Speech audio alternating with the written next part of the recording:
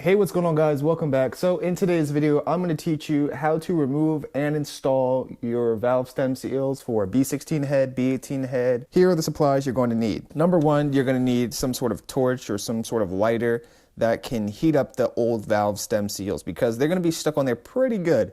So you're going to need something that can heat them up to loosen them up a bit. And I mean, you could just buy this instead of buying a $25 torch. That way, when this goes out, you don't really care, and you don't have to buy fuel for it because it's already in there. Now, I bought 3 of them. 1, 2, 3, because I used my family's one already, so I have to kind of give them one back. So 2 should suffice. I already did all of my exhaust valve stem seals, so now I'm just going to show you the intake. But before we get to that, when you order these, there's a slight difference between the intake and exhaust valve stem seals. So the intake side will have a white ring around the top of the valve stem seal, and on the exhaust side it's going to be a black valve stem seal on the top, like a black ring. And they were nice enough to write EX on it to let me know it's exhaust, so I appreciate that, guys. And you want to make sure you always get Honda OEM valve stem seals. Don't get Super Tech, get OEM, unless you're doing some sort of serious build. But if you're watching this video, chances are you're just an average builder like me and you want to learn how to do it and cut the cost a little bit. That way you don't have to take everything to the mechanic to do everything for you. So without further ado, here we go. Open up your rocker arms. These are rocker arms if you didn't realize already. And to get them to stay, there's a little button that I actually realized right here, right there. And when you raise it up, it's going to get caught right there. So you kind of got to force that button to stay. And look at that. It just stays. So now you can work in this chamber right here without having to worry about these falling down on you and causing all sorts of issues and problems. So now you get your handy dandy torch right here, and you're just going to pick one. Now I'm going to pick the one on the right because it's just a better angle for you guys. Heat it up. Now, next question is, how long do you know before it's ready to come off? Well, that's a great question. There is no definite answer. What I like to do is just keep heating it up until I start to see smoke from the rubber. Uh-oh, something down there is caught on fire. That is not good. Oh, it's just a piece of paper. Look at that. All right, so I should probably extract that before I go any further. Also, you want to work on a surface that is not made out of wood, paper, cardboard, because this kind of stuff will set on fire, and you don't want to have stuff setting on fire. So let's just, oh wow, that is picking up. I'll just wait for it to die out. Come on, die out already. All right, that's done. that was awkward, actually. So like I said, just heat it up on a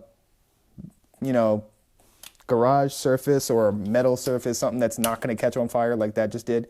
And you're just going to keep heating it up until you start to see some sort of smoke or residue rise from the top of the valve stem seal. And basically what that means is something's cooking, so that means it's going to be ready to move. Now, you're also going to need pliers to actually pull it up. Now, you could get valve stem tools, but hey, this is just stuff that I have laying around my garage, and I figured it'd be beneficial if I just use regular tools. That way, the average Joe Schmo guy could do it. So right now, I'm starting to see smoke, and you kind of want to wave the torch around, get everything hot.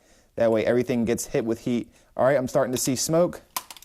Bang that out. Make sure you don't put the torch on anything that has paper, wood, cardboard on it, and you're going to grab your handy dandy pliers, like so. Grab onto that sucker and pull. Now, this is kind of hard doing on camera, actually, but luckily I got a GoPro, which could help with the view. All right, so it's not wanting to come out right this very moment.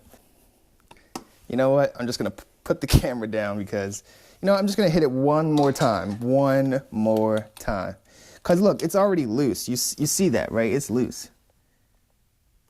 Like that one, all bent up. I'm just going to heat up just a little more. 5, 4, 3, 2, 1. Done. I'll try these pliers, actually. Let me try the other ones. Only because it's right there. Yep, there we go. Got it. Now, if you see there's still a hole down there, yeah, that's your valve guide. So don't pull on that, tug on that anymore. I got it right here, and that was done. That's all it really takes to pull it out. All right, so now to install them. So I basically just got my hand with the valve stem seal and just kind of slightly put it on there. It's not pushed in.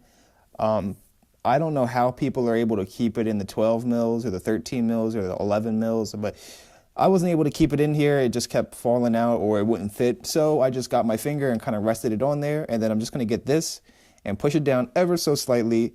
That way it clicks into place, which it should. So no hammers in this situation, just a socket and your fingers.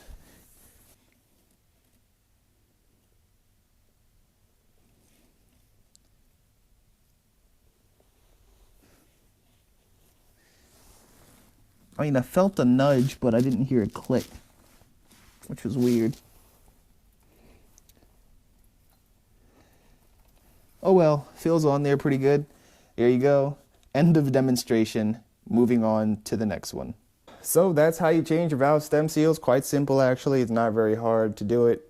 So I hope you enjoyed this little quick video, and I will see you in the next one.